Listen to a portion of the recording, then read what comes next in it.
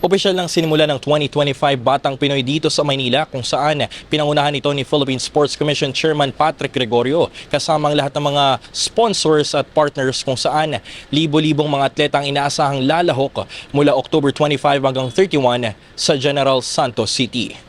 Nakahanda ng Philippine Sports Commission para sa humigit kumulang 19,000 atleta mula sa mahigit 100 LGUs para sumabak sa 27 sporting events ng 2025 Batang Pinoy National Championship sa Gensan. Sa naganap na launching event kamakailan, present din ang ilang mga PSC commissioners sa sila Olivia Bongku, Matthew Gaston, Edward Haico at Walter Torres. Kabilang din sa naging programa ang pagpapakita ng bagong disenyo ng mga medalya at mga trophies para sa overall champion at most bemedaled male and female athlete. At syempre, hindi rin papahuli ang pagpapakilala sa mga official mascot ng 2025 Batang Pinoy na sina Oyo at Aya.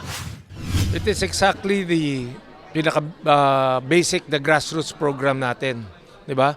Yung Batang Pinoy, palarong pambansa, pupunta sa tertiary games, pupunta sa elite games, pupunta sa national team.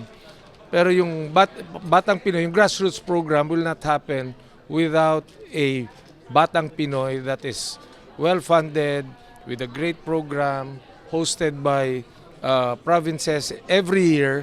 Then, pag tinuloy-tuloy natin yan, maganda ang resulta for Philippine sports. Gamit ang mga bagong disenyo ng mga medalya at tropeyo, binigyang diin din ni Gregorio na binibuild up umano nila ang brand ng Batang Pinoy para sa mga susunod pa na edisyon nito upang mas marami pang mga kabataang nais pasukin ng mundo ng sports at makakuha ng maraming medalya rito. Tapos ayun yung mga medalya na napakaganda rin, 'di ba? Parang Olympics rin yung medalya.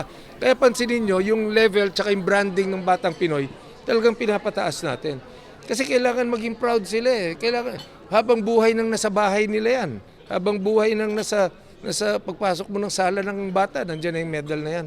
Until ma-reach nila yung Olympics. Hands-on naman si PSC Commissioner at Project Director ng Batang Pinoy na si Bongku na sinigurong maayos ang itatakbo ng nasabing event at may enjoy ng husto ng mga kabataan ang kanilang kampanya sa General Santos City. In the past month, I've been going to Gensan, making sure all the venues are at par with the international because of this event. At saka we want the kids to really enjoy.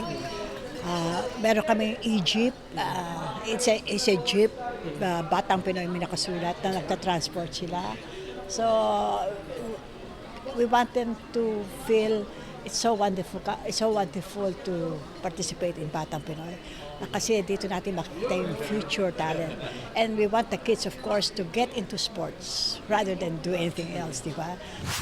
Inanunsyo rin sa launching event ang mga premyo makukuha ng LGU, kabilang ang 5 milyong piso para sa overall champion, 4 na milyon para sa second placer, 3 milyon para sa third, 2 milyon para sa fourth, at 1 milyon para sa top 5 LGU. Paulo Salamatin para sa Atletang Pilipino, para sa Bagong Pilipinas.